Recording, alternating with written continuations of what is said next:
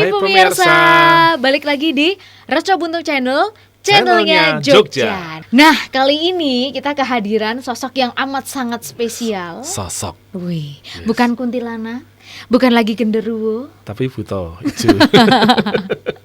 Kita kehadiran Mas Galuh Permana. Hai, halo apa Mas, kabar? apa kabar? Kabar baik ini. Ini artisnya Reco Buntung ya pemirsa. Dan kali ini perdana dari sekian banyak jadwal akhirnya bisa menyelokan gitu ya, untuk bisa datang ke Reco Buntung Channel gitu. Iya, bener sih.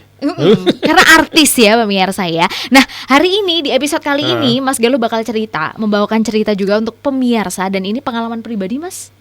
Ya. Pengalaman pribadi juga ya. Pengalaman pribadi juga yang bakal diceritain sama Mas Galuh. Tapi sebelum kita dengerin ceritanya, pemirsa jangan lupa buat subscribe, buat kasih like, share video ini. Betul. Dan juga komen buat kalian yang mungkin punya cerita atau pengen kasih masukan, ide kreatif buat kita di konten ini. Jadi jangan lupa nyalakan loncengnya biar kalian selalu dapat update juga kalau kita upload video baru. Langsung aja kalau gitu kita denger ceritanya.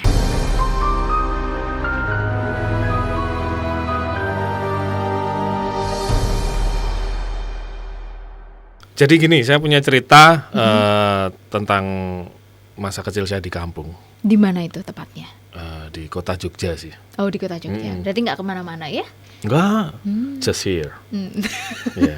Kok tahu sih? Ini horor loh. Iya. Kalau kan biar ada bahagia-bahagianya. Oh, kamu bahagia sama saya? Aku kan bahagia bersamamu hari ini. Oke, jadi ceritanya sih saat aku masih kecil. Di tempatku itu banyak pohon-pohon besar sih. Jadi dulu di setiap rumah itu pasti ada pohon-pohon besar. Ini di kota Jogja ya? Iya, di kampung ini. Di kampung. Jadi kalau menjelang maghrib itu kan, kalau sekarang kan lampu-lampu mulai terang ya di kampung-kampung. Kalau dulu enggak. Jadi ya 5 watt, 10 watt. Yang hanya di ini sama masyarakat gitu ya. Kalau sekarang kan udah ada PJU tuh, jalan umum yang gede-gede gitu. Bener. Ya.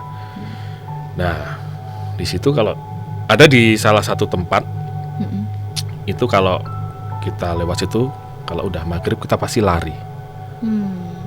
Karena juga tempatnya luar biasa, serem sih. Itu tempatnya apa? Bisa dideskripsikan? Rumah tua, kebunnya luas. Halamannya luas, banyak pepohonan. Jadi memang kita kalau sore sering main ke situ sih dulu. Tapi begitu masuk azan maghrib, nah itu suasananya serem sih. Ada beberapa ya kita main sepak bola sampai maghrib. Habis itu ada temen kesandung jatuh, terus kesurupan tuh kan. Sesuatu yang bagi saya waktu itu serem. Meskipun sampai sekarang saya masih merinding. Kalau menceritain itu ya, iya. Langsung deg-degan saya. Gak ada bulunya. Jadi gak merinding. Ya gitu, jadi memang pernah ya itu main bola, ada yang jatuh, keserimpet, terus kesurupan. Terus dia, ya seperti itulah kalau orang kesurupan. Terus kejadian-kejadian lainnya lagi apa tuh dari rumah itu? Emang rumah itu tuh rumah yang lama, tidak berpenghuni atau gimana? Kalau dulu sih ada penghuninya sih, tapi karena memang rumahnya rumah Belanda, bangunan lama, dan halamannya luas sekali, dan pepohonannya juga banyak, jadi ya memang luar biasa sih. Waktu Mas Galuh kecil itu rumah itu berarti posisinya berpenghuni? Berpenghuni, cuman satu orang sih di sana. Dulu yang sempet jaga atau gimana? Ya, seorang ibu-ibu yang memang yang punya rumah itu, dan dulu di rumah itu sempat dikosin. Anak-anak kos pada kos di situ. Terus ada kejadian-kejadian yang memang luar biasa sih, seperti habis mandi terus ngaca, habis itu di sana ada wajah orang, padahal di belakangnya nggak ada apa-apa. Gitu. Jadi memang anak-anak kos di situ rata-rata 1 hari keluar, 1 hari keluar. Oh, hanya bertahan nggak lama gitu ya? Tapi memang nggak semua sih, tapi rata-rata seperti itu. Terus ada kejadian apa lagi tuh Mas? Terus kalau semasa kecil kan kalau di situ kan ada tembok nih panjang nih. Kita kan kalau lari-lari kan sering sambil mukul-mukul tembok gitu ya. Anak kecil kan gitu ya. Ya kan lari deg-deg gitu. Itu temen itu. Temen ya deg dek, habis itu perutnya seperti ditinju. Dipukul balik gitu? Iya, padahal itu nggak ada orang.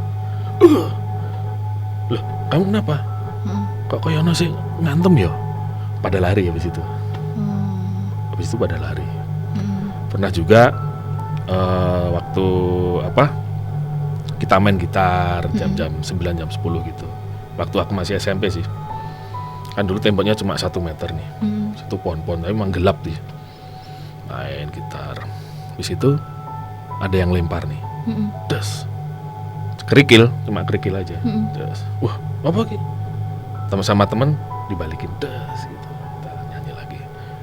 Ada yang lempar lagi, das, agak besar. Sama teman, wah, kurang ajar ki. Lempar lagi. Dikirain orang gitu. Iya, dikirain ada yang iseng kan. Dilempar lagi, semakin gede dan semakin banyak. Habis itu terus bubar acaranya. Untung yang dilempar bukan konblok ya? Iya, sama semen 1 sak. Nah, jadi rumah itu nanti ya kan? Iya, kalau sekarang tuh seperti apa Mas Galuh? Sekarang sudah jadi hotel. Oh, tapi nih karena sekarang ini sudah difungsikan sebagai hotel, lahannya itu. Gitu. Apakah ada kejadian-kejadian mistis juga di situ? Kalau menurut satpam hotelnya sih sering, terutama grup-grup SMP ya, wisatawan gitu. Oh, jadi rombongan bis gitu ya? Ya, rombongan bis dan mereka bertindak yang di luar sewajarnya sih. Mungkin dia mengganggu makhluk-makhluk astral yang di situ. Habis itu terus. Tapi ada nggak sih satu sosok yang emang ikonik banget keluar di situ? Ini sih noni-noni Belanda. Oh, karena rumahnya rumah Belanda. Ya. Jadi noni-noni Belanda yang sering, yang katanya pernah lihat warga situ, pernah nggak? Ada yang pernah lihat noni Belandanya nggak? Atau mungkin hanya tadi anak kos atau mungkin orang-orang yang singgah mampir? Ya kalau noninya sih ada beberapa yang pernah lihat sih, tapi memang makhluk-makhluk lainnya yang sering menampakkan diri juga banyak, banyak sekali. Oh, jadi penasaran ya? Yes. Kira-kira boleh kapan-kapan kita tur di sana ya. Tapi sekarang bisa. Udah jadi hotel kan? Iya sudah. Oh. Mau nginep. Tapi ininya udah beda. Rumahnya ya sudah memang dibongkar. untuk bangunan utamanya sih masih ada sih. Memang nggak istilahnya mungkin untuk menjaga keaslian bangunan ya. Cuman ada beberapa pohon-pohon yang nggak, istilahnya dalam tanda kutip nggak boleh ditebang. Oh, jadi sampai sekarang masih berdiri si pohon itu. Ya. Tapi kalau bangunannya juga masih asli seperti itu? Masih asli. Oh gitu. Masih asli. Segede apakah kok bisa jadi hotel, Mas? Luas sekali, besar. Memang besar ya? Besar.